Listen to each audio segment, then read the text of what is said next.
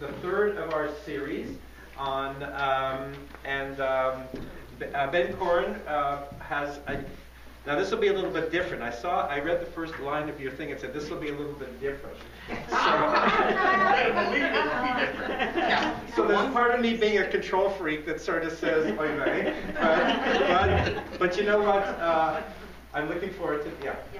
Are you using the TV screen at any point, or just? No, we just had it there in case you needed it. No, you don't need anything. So yeah. So I just want to mention before Ben begins that we have people booked with assignments, but we don't have people booked into the month. So next, I think Maury, you have Mordechai Kaplan, the founder, I guess, of the Reconstructionist movement. You have Heschel, a great chacham of the conservative movement, and Vinny has Rabbi Regina Jonas, who is a ordained woman rabbi in Germany at the height of the Holocaust. So this is what we have in the future. So I'll turn it over to you. And okay, first thing I'd like to do is ask whether you all hear me without the microphone, so we don't need the microphone. Right. Or else would you? No, would you rather use the microphone? So you have ambient noise just from the side here. Okay. Okay, this is the Lubavitcher Rebbe, Menachem, Mendel, Schneerson. Now, what I'm going to state may be totally different than anything you have read, heard, understood about the Rebbe before. And I ask, keep your opinions, change them as you will, but keep an open mind. Remember the time in Europe. Intelligent, educated Jews embraced enlightenment. They rejected Hasidic and Orthodox Judaism as primitive and superstitious. It was okay to hold on to harmless rituals, Friday night candle lighting, or other cultural rites. But the rest, they were stifling Jewish creativity and should be discarded. Great Jewish minds, Sigmund Freud, Albert Einstein, were strongly attached to their Jewish identities. But the old Judaism was ridiculed as a collection of fairy tales and myths from a crude Jewish past. Remember, that was the mindset. Then with this mindset, think of the individuals, their hopes, their dreams, their aspirations. I also ask your indulgence. If I speak too much about my father-in-law, it is because I respect his achievements, especially as I have gotten older. Also, it is critical that you understand and relate to that world at that time to more fully understand what he meant and what their meetings meant to Menachem Mendel. First, how did I get into this? My usual answer is, it is Lucy's fault. She volunteered me into volunteering. But she was correct. I had the unique experience of visiting with the last Lubavitcher Rebbe, Menachem Mendel Schneerson, on a few occasions every year for a number of years, to introduce how and to give the accolade to my father-in-law, Aaron Alperin. He was the editor of the Jewish newspaper in Warsaw. He was asked to become the editor of the Yiddish language newspaper in Paris.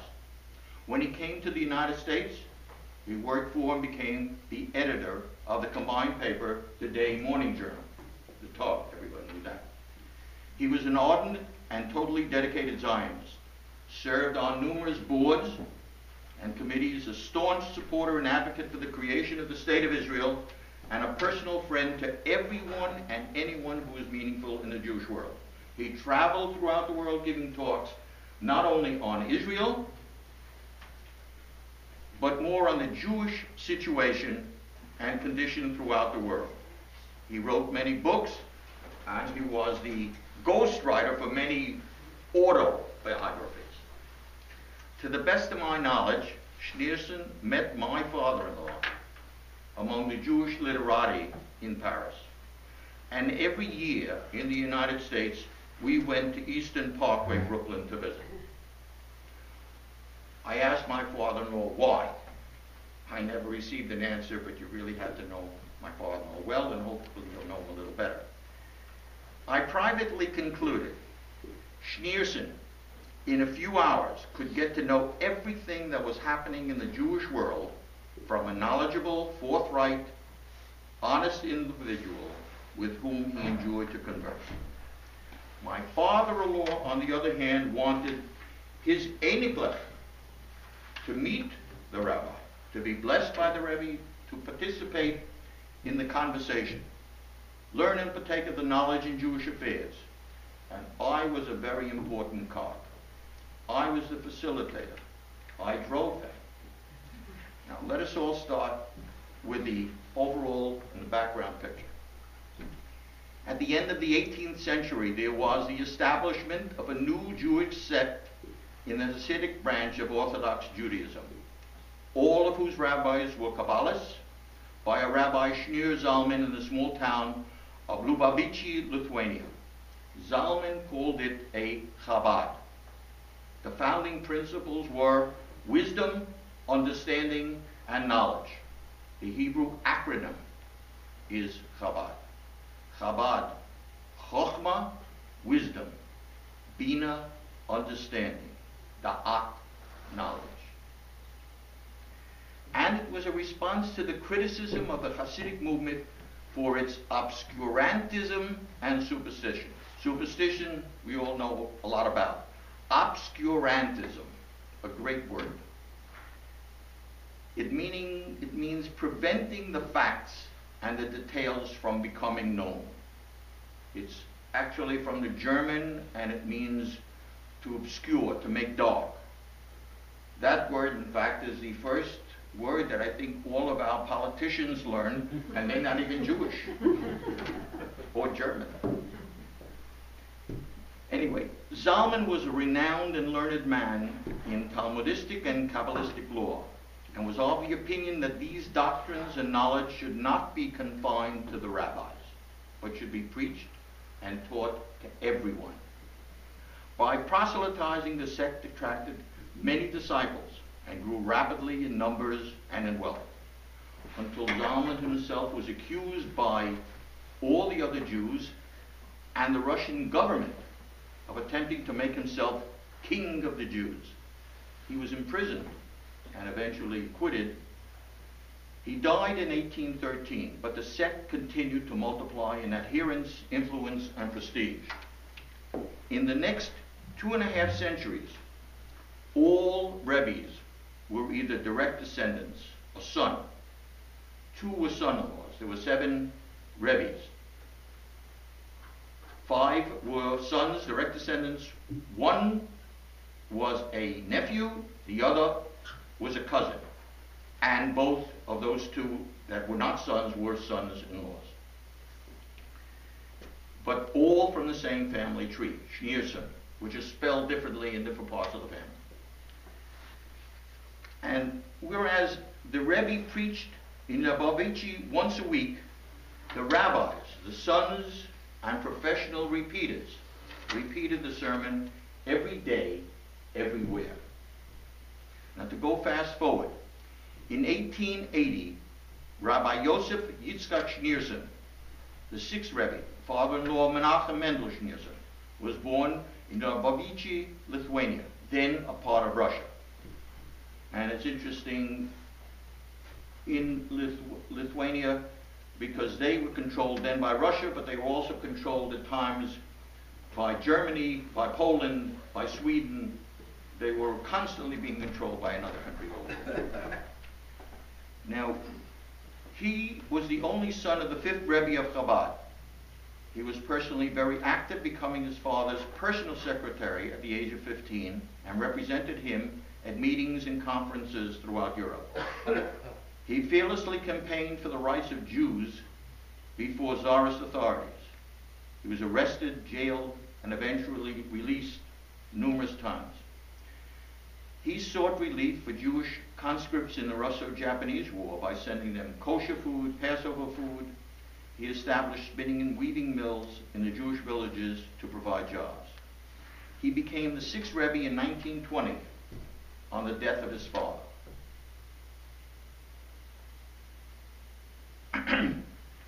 But he continued to be active, establishing many Torah schools, yeshivot. He was totally outspoken against the atheistic communist regime, many of whose leaders were Jewish. In 1927, he was arrested, imprisoned, and sentenced to death. That was commuted because of international pressure, and he went to Riga, Latvia, and then to Warsaw, Poland. His followers wanted him to go to the United States, but he refused, saying it was an irreligious place where even rabbis shaved off their beards. And here I have to look at the rabbi, and I ask him how to comment.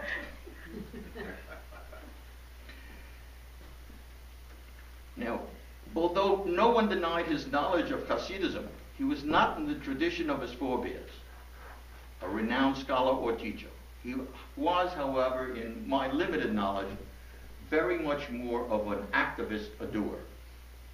Now, despite the winds of war and rising anti-Semitism, he forbade his followers from leaving Europe, calling them deserters.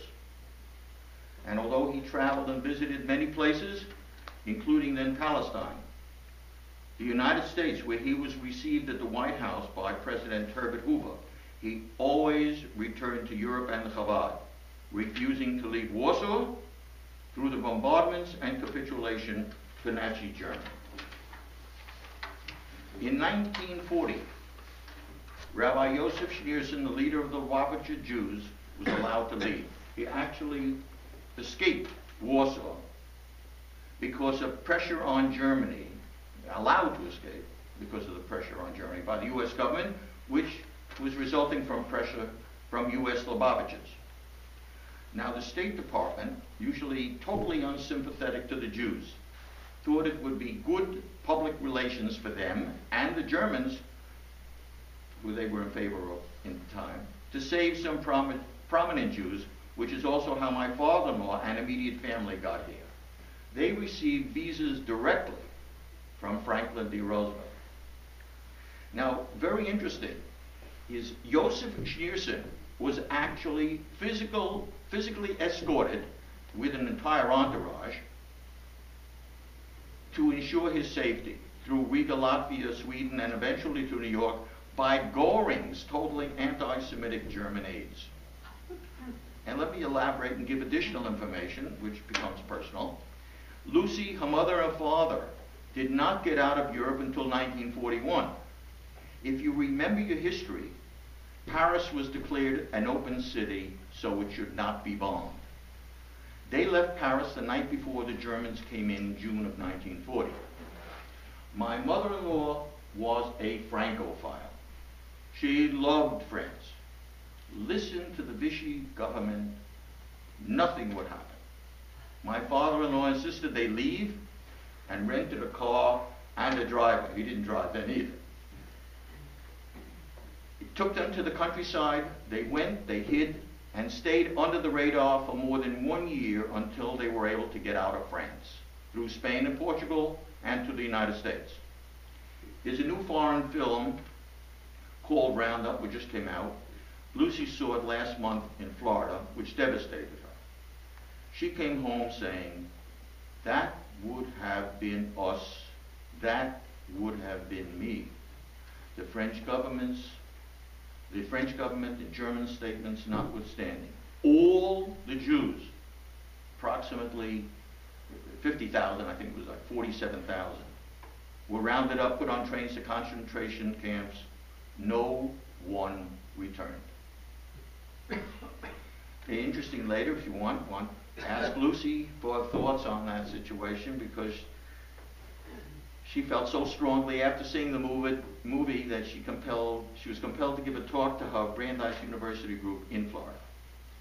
Now, we were in Riga, Latvia, and in Vilna, Lithuania last year.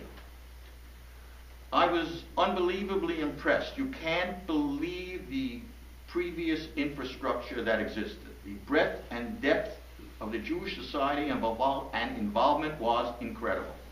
The city of Vilna was then called the Jerusalem of the North. with a total population of approximately 600 or 650,000 people, 300,000 were Jews.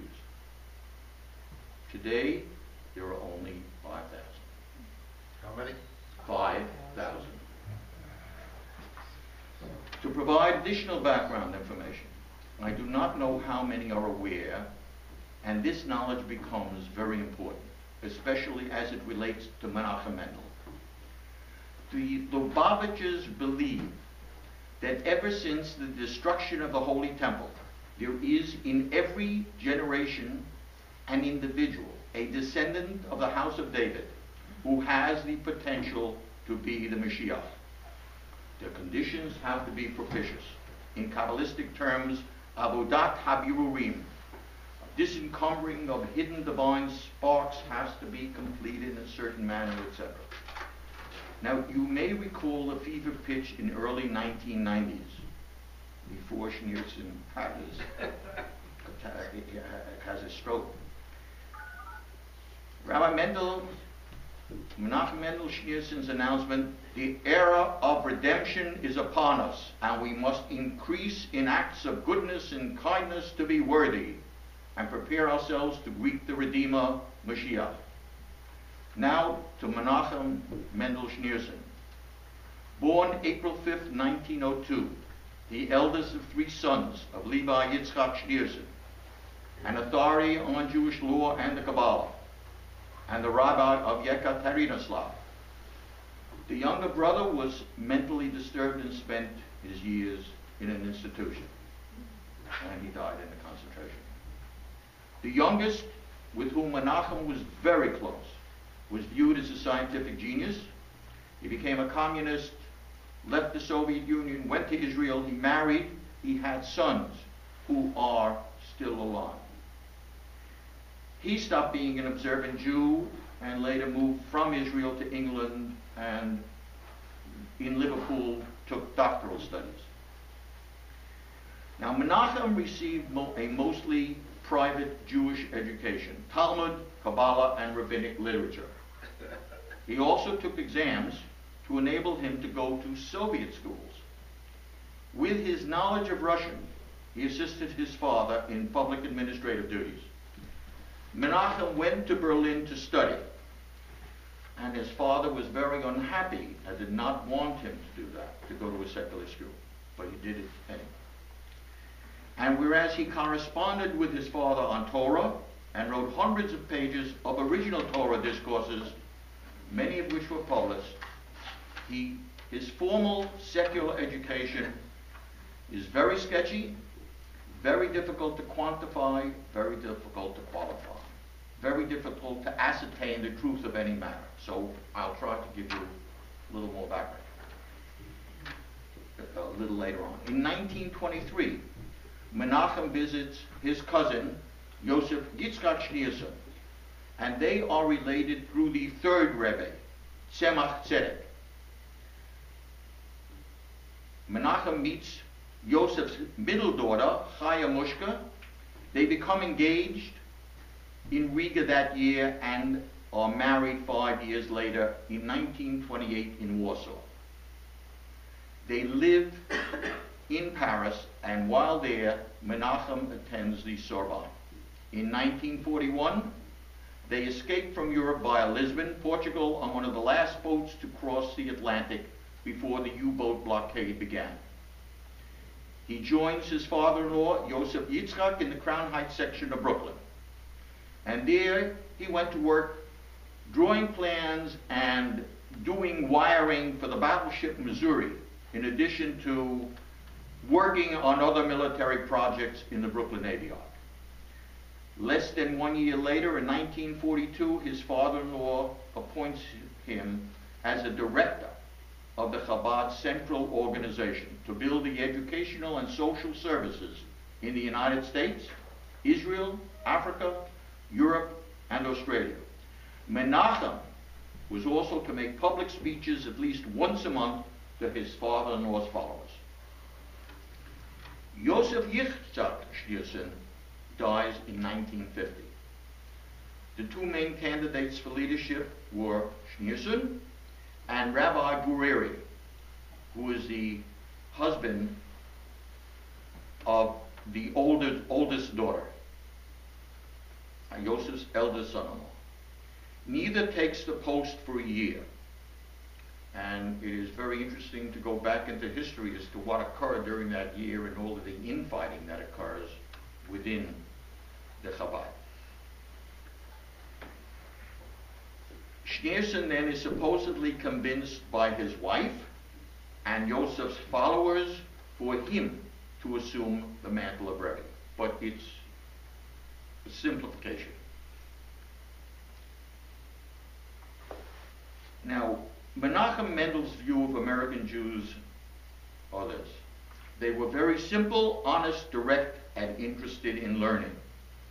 He, Menachem, would put a tremendous effort on an outreach, bring Jews from all walks of life to become more Torah observant, train young Chabad rabbis and their wives, send them all over the world, promote Jewish observance and education, the Baal Teshuvah movement. He initiated Chabad mitzvah campaigns centered on practices such as keeping kosher, lighting Shabbat candles, studying Torah, putting on tefillin, writing Sifrei Torah, family purity, the use of the mikvah. And though he never visited the state of Israel, there are almost no records of having him ever left Brooklyn. He successfully lobbied Israeli politicians to pass legislation in accordance with Jewish religious law. His strong and extreme messianic views were usually moderated by aides so as not to lose the financial support of mainstream, the conservative and reformed Jews in England and the United States. In 1979, during the tumultuous revolution in Iran, Schneerson's emissaries rescued Jewish teenagers from Iran and placed them in foster homes throughout the Brooklyn Lubavitcher community. This was done secretly, so as not to jeopardize the Iranian Jewish community in Iran and to save lives from another possible and potential Holocaust. Now, many of those children would later adopt the Lubavitcher lifestyle, and they even became religious leaders. Now, in terms of scholarship, Menachem is respected for knowledge in Talmud and Kabbalah. He would give weekly talks and regular lengthy addresses to his followers on the Torah and commentary. Many of these have been edited, distributed in booklets, and compiled as collected talks, the Rebbe's teachings to the world. He also replied to thousands of questions which were sent to him, and they've also been compiled as letters from the Rebbe. In other questions in terms of Judaism, Jewish law, halakha, he generally would avoid answering and would defer to his rabbis in his Beit Din.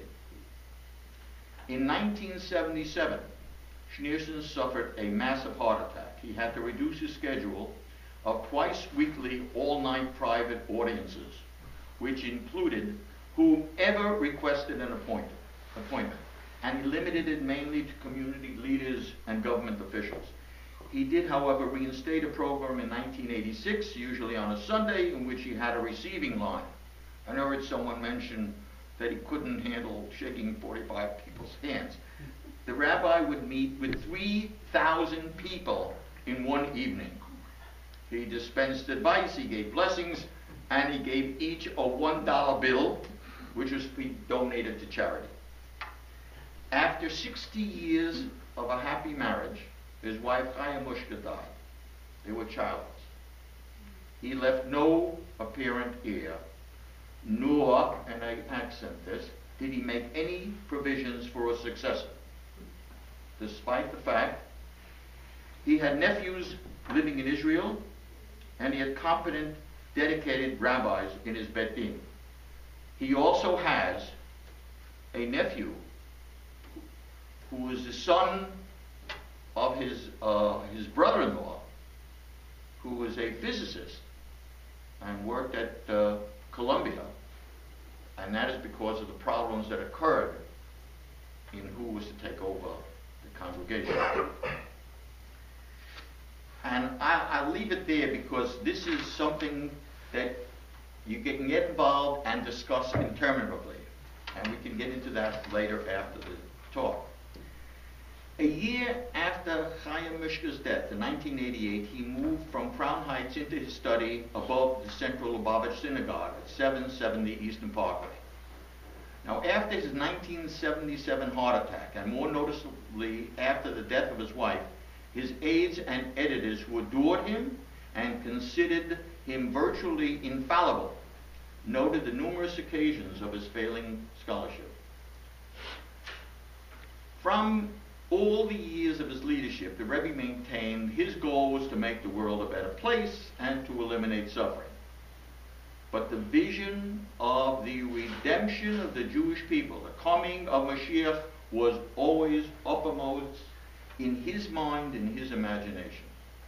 In 1991, he stated to his followers, "I have done everything I can to bring the Mashiach. Now I am handing that mission over to you."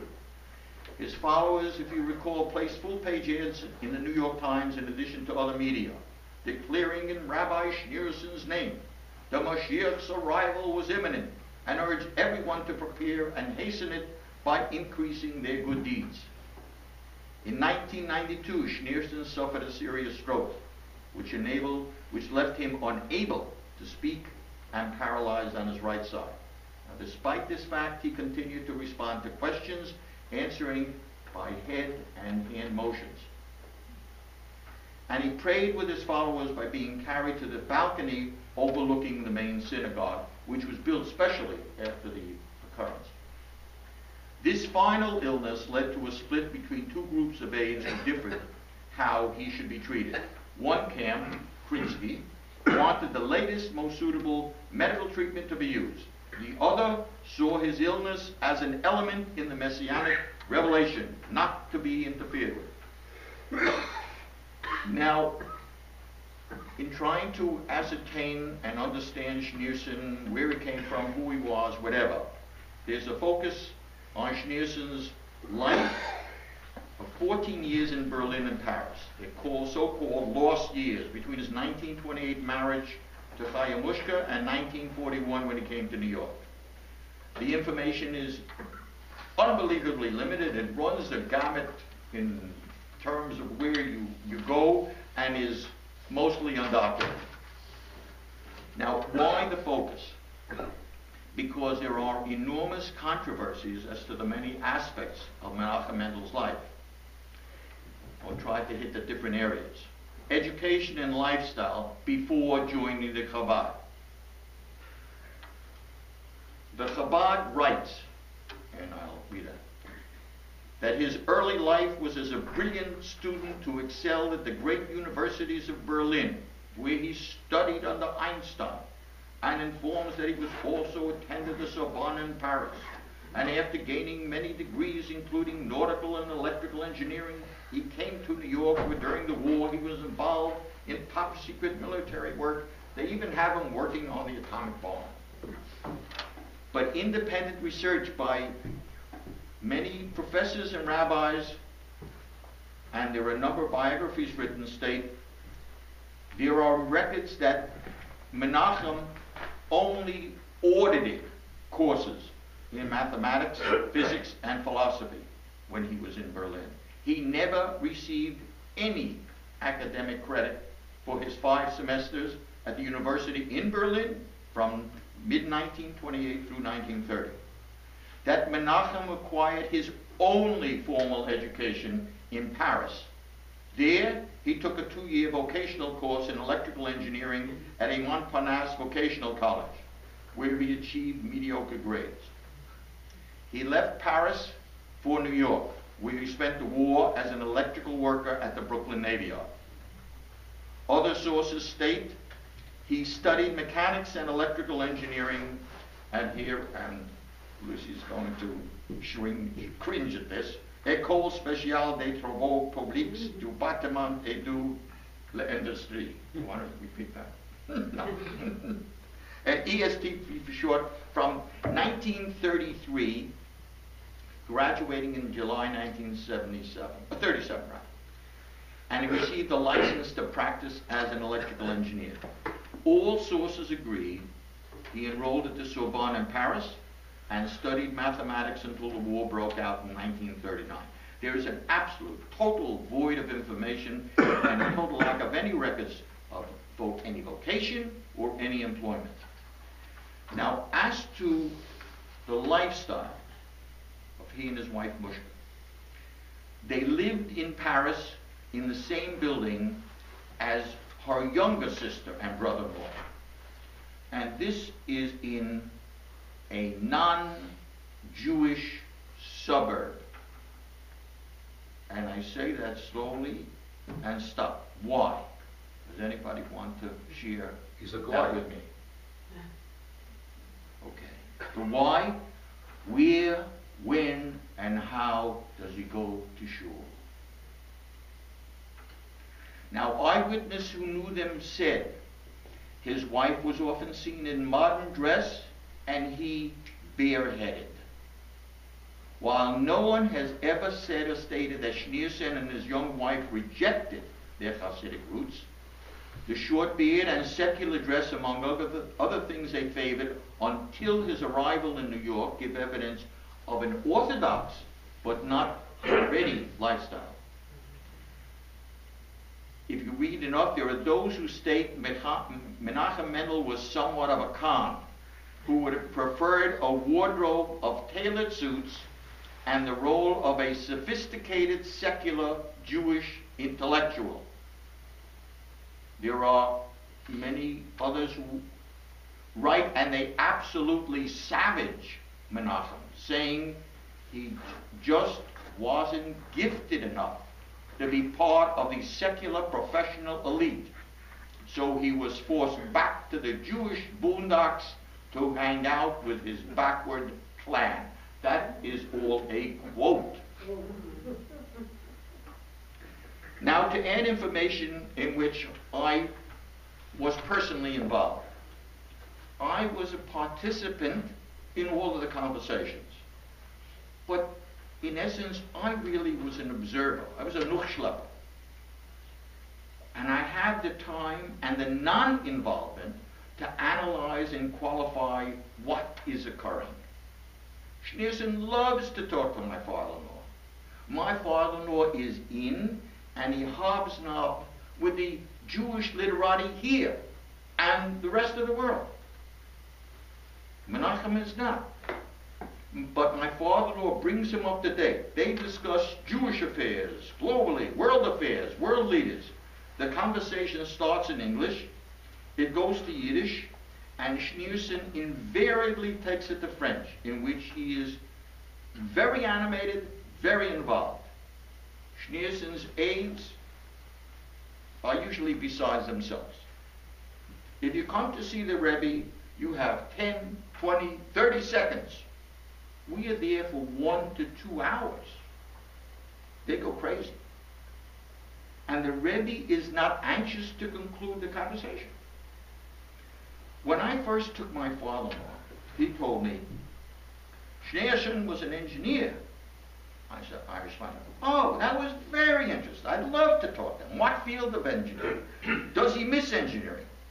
I'd like to ask him, how does he feel now being in the religion business?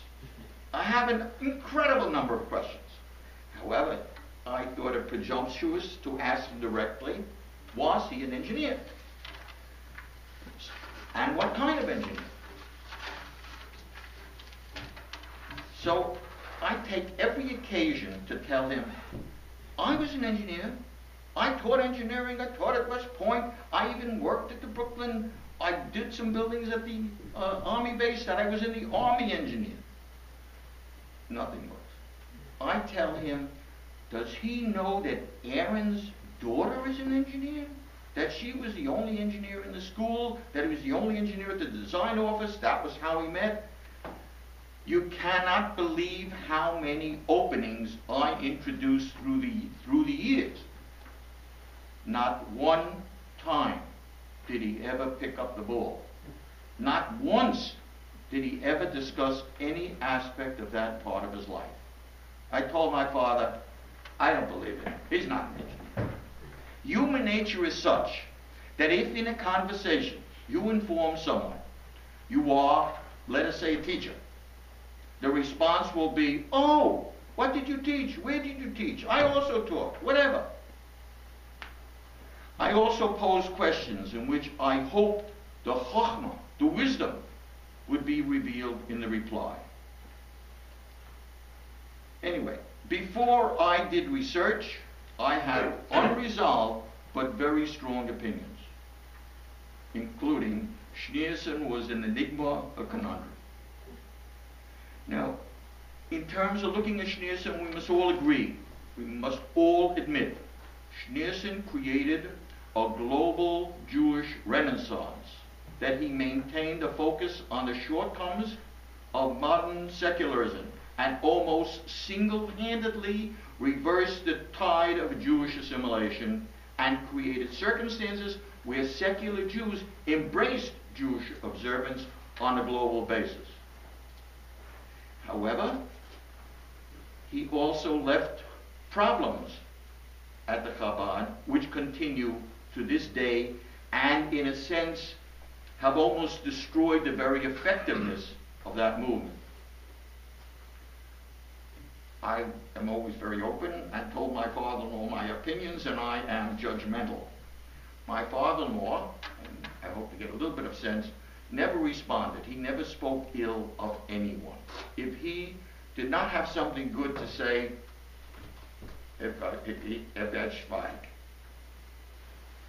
but let us hold that for the moment. To go further on the leadership at the Chabad, there are two wills that presently exist. The first was dated February 14th, 1988, signed by Schneerson, officially filed, with a record of its signing in the archives of New York State, stating the transfer of stewardship of all the major Chabad institutions to Rabbi Yehuda Krinsky, and made him sole executor. The second will gave the bulk of control to 3 senior Chabad rabbis, and gave Krinsky only a minor control. The only copy of this will, which was drafted by others, is unsigned. Supporters of Krinsky argue the will was presented to Schneerson, who chose not to sign it. But supporters of the Messianist camp argue the will was signed, but that interested parties destroyed or hid the signed copy. Both these factions are in constant and continual dispute today to control the movement. Now the followers, many of his followers believed that he, Menachem, would become the Mashiach. There was an enormous focus on that by Menachem. In later years, a movement arose believing that it was their mission to convince the world he, Menachem, was a Mashiach, and that acceptance of this claim would lead to his revelation. Songs were composed and sung claiming him to be the Messiah. Schneerson encouraged this, very much more so after his stroke, and after his heart attack, and then after his stroke with hand motions. Today, an entire spectrum of beliefs presently exists. He died and will return as the Messiah. He is at present a hidden Messiah. Who knows when he will return? He is not the Messiah, but has godlike powers, can answer their questions beyond the grave. Very few followers or members can or will openly say that Schneerson cannot be the Messiah. It would invariably lead to violence. The wider Haredi and modern Orthodox communities are antagonistic to the entire belief, but the issue remains controversial within the Jewish world. Now, to understand more fully, I must share the flavor of what presently occurs at a Lubavitch synagogue. Before the afternoon daily prayers is a ritual of preparing the Rebbe's chair, taking out his prayer shawl and books, unfurling flags bearing the Rebbe's crest, with horror dancing, with singing and chanting, "Long live our Master, our Rebbe, King Messiah, and we want Mashiach now." This is a daily ritual. All moderates who believe the Rebbe is dead are thoroughly cowed. Even the installment of a memorial plaque can cause a riot. As one rioter told the press, he's alive. They are writing that the Rebbe is dead. In conversation with adherents, the Rebbe was perfection, greater than any man who ever lived, and the distinction between Schneerson and God has become blurred. The Rebbe is substituted in comments such as, may the Rebbe help you, maybe the Rebbe look over you. To conclude with my favorite exercise, geistige Speise, which is food for thought or food for the mind. The present modern movement that is Chabad Lubavitch is a far cry from the noble dream of its founder, Schneerson. Wisdom, understanding, knowledge. Zalman defined his approach as mind ruling over the heart and emotions. In his works and in sermons, he preferred an intelligent, not a blind faith. But, on the other hand, how do you negate the honors preferred on Menachem Mendel? On March 25, 1983, on the occasion of his 80th birthday, the United States Congress proclaimed Schneerson's birthday as Education Day, USA, and awarded him the National Scroll of Honor. After his death, a bill was introduced in Congress to posthumously bestow a Congressional Gold Medal. On November 2, 1994, the bill passed by unanimous consent, honoring Schneerson for his contributions to world education, morality, and acts of charity. In 2009, the National Museum of American Jewish History selected Schneerson as one of the 18 American Jews to be included in their Only in America Hall of Fame. And my understanding is that a group is going to go to the National Museum in Philadelphia. I have to say, Lucy and I are contributors and founders of that museum, and they've been there a few times, and it's absolutely marvelous. You'll enjoy it. But even more importantly than all of these aspects, how do you negate his influence on global Jewry? He thought the unthinkable, that secular Jews would reject their rejection of Judaism, and in the process he single-handedly brought about an incredible Jewish spiritual revolution. Yes. He actually became the Jewish mainstream and the face of global Judaism. Again, saying on the other hand, and saying that I now must digress, President Harry Truman stated that he only wanted to deal with one armed economist. He did not want to hear on the other hand. And to return to the subject, which leads me to another digression, Felix Frankfurter, a Jewish justice, by the way, gave many speeches, as did his wife, who was a very bright woman and a good sense of humor. She would say, my husband, when he speaks, has two faults. One, he digresses. And two, he gets back to the subject. So, back to the subject. Now, you must recall that at that period of time, after a horrendous and devastating war, a Holocaust for the Jews, the mindset of the world was different. The attitude towards Jews was different. More, the attitude, the actions, and the mindset of the Jews themselves were different, worlds away from the previous. It did not require a Moses to lead them. Any dedicated individual with focus and purpose might have sufficed and achieved. This opens a Pandora's box of thoughts, ideas in which you can stay and discuss all night, but genug. To get to the bottom line, the Unterschiede, it is not only difficult, it is usually impossible to get inside a man's head to uncover his motivation. From whatever I have read, from my meetings, my conversation, but more from listening to the conversations between the Rebbe and my father-in-law, I can only give you my gut feelings, which were my gut feelings then, before I did any research. Do you want to hear? Jay, now, do you think that for one moment I was not going to give you my opinion? Now, you must keep in mind, this is the result of a limited amount of conversation in which I was not a prime contributor, and 4 or 5 days and reading, and you have to understand that that's what comprises it all.